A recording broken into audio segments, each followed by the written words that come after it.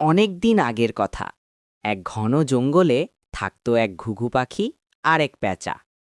ঘুঘু পাখি ছিল খুবই চঞ্চল আর মিষ্টি স্বভাবের। সারাদিন গান গাইতো, ডালে ডালে উড়ে বেড়াতো। আর প্যাঁচা ছিল একটু গম্ভীর, একলা থাকতে পছন্দ করত আর রাতেই বেশি বের হতো।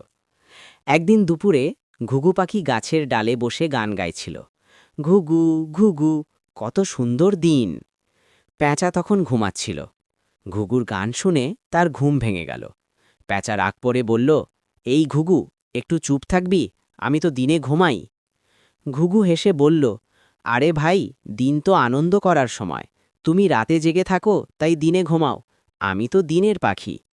প্যাঁচা বলল, তাই বলে এত শব্দ করতে হবে? অন্যের কষ্টটা একটু বুঝতে শিখো। ঘুঘু একটু লজ্জা পেল। সে ভাবল, ঠিকই তো বলেছে, আমি শুধু নিজের কথা ভাবছিলাম।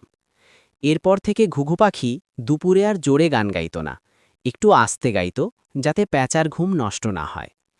কিছুদিন পর এক রাতে ঝড় উঠল। ঘুঘু পাখি ভয় পেয়ে গেল। সে অন্ধকারে কিছুই দেখতে পাচ্ছিল না। তখন প্যাঁচা এসে বলল, ভয় পেও না, আমি আছি, আমি রাতে ভালো দেখতে পাই। প্যাঁচা তাকে নিরাপদ জায়গায় নিয়ে গেল। তখন ঘুঘু বলল, তুমি তো সত্যিই ভালো বন্ধু, আমি আগে তোমার কথা ভাবিনি, ক্ষমা করো। প্যাঁচা হেসে বলল, বন্ধু হলে একে অন্যকে বুঝতে হয়। শিক্ষা: অন্যের সুবিধা অসুবিধা বুঝে চললে বন্ধুত্ব ভালো থাকে আর সবাই সুখে থাকতে পারে।